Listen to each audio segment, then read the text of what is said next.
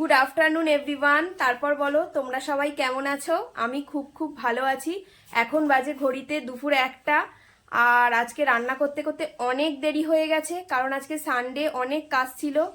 আর এইদিকে দেখো ভিয়ান কি করছে, দাঁড়াও তোমাদেরকে দেখাই। দেখো সবাই, ভিয়ানের অবস্থা দেখো।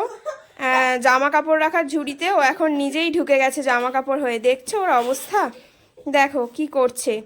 ঠিক আছে, ও এখন এই বদমাইশি করছে। আর এদিকে আমি রান্না বসিয়েছি, কারণ রান্না এখনো কমপ্লিট হয়নি, ওকে এখনো স্নানও করা হয়নি, আর আজকে আমারও এখনো স্নান হয়নি, অনেকটাই দুপুর হয়ে গেছে আজকে। হ্যাঁ হ্যাঁ, সবাই দেখেছে তোমার অবস্থা। দেখো আমি এখন চলে এসেছি রান্নাঘরে, কেন রান্না এখনো আমার কমপ্লিট হয়নি।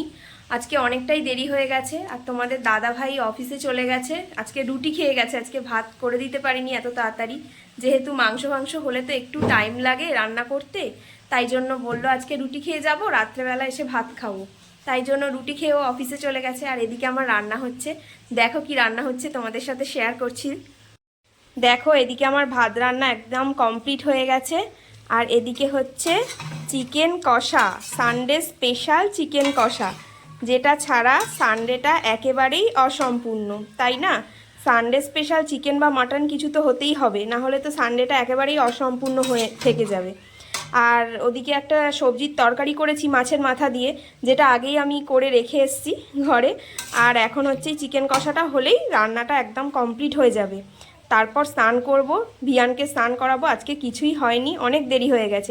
আর আজকে সারাদিন কোনো ভিডিও করারও টাইম পাইনি, তাই ভাবলাম যে আলাদা করে কোনো ভিডিও না বানিয়ে আজকে কি করছি সেটাই তোমাদের সাথে শেয়ার করি।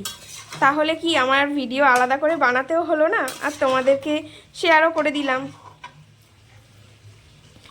আসলে আজকে সানডে, আজকে সকাল থেকেই প্রচুর পরিমাণ কাজের চাপ ছিল। ভিয়ান ড্রয়িং ক্লাসে গেছিলো, ওকে ওখান থেকে নিয়ে এলাম গিয়ে। তারপর এই করার জন্য আজকে সারাদিন কোনো ভিডিও আমি বানাতে পারিনি, যার জন্য ভাবলাম আলাদা করে ভিডিও না বানিয়ে আমি যেটা করছি সেটাই তোমাদের সাথে শেয়ার করে নিই। তাহলে আজকে এখানেই শেষ করছি ভিডিওটা। তোমরা সবাই ভালো থেকো, সুস্থ থেকো। আর সানডে স্পেশাল মেনু তোমাদের কার বাড়িতে কী হচ্ছে অবশ্যই কিন্তু কমেন্ট করে জানিও।